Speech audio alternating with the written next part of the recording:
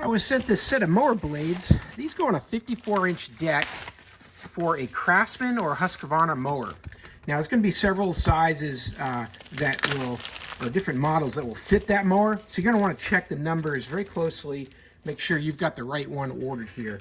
These are a medium lift, so if you've got a discharge chute or you've got a bagging system on your mower, the medium lift is good to make sure that the grass clippings come up off the ground and go in through the chute. So it doesn't create too much turbulence under the deck, but it creates just enough so that you'll get good exit out of the chute or into the collection bag.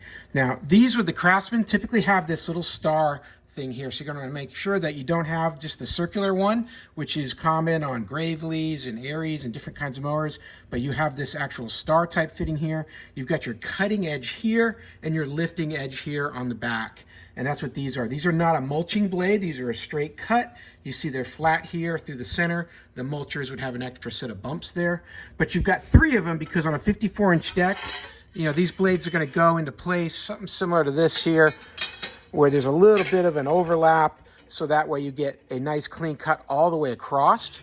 But they're going to be used in series, 3 of these, and these are going to be needed to hit that 54-inch coverage. If I look at the length of these here, they're all coming in at 18¼ inches, just a little bit over 18. I'll show you that measurement there, just 18¼ and you're just going to want to check. You're going to make sure the width on these is just under 3 inches, just a hair under 3 inches, about 3 inches.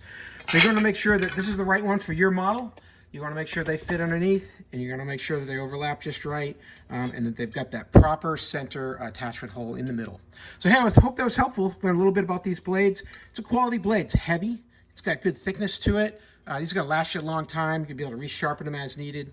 So if yours are overdue, then go ahead and pick up a set of these, and you'll be happy with them. Hope that helps. Have a great day.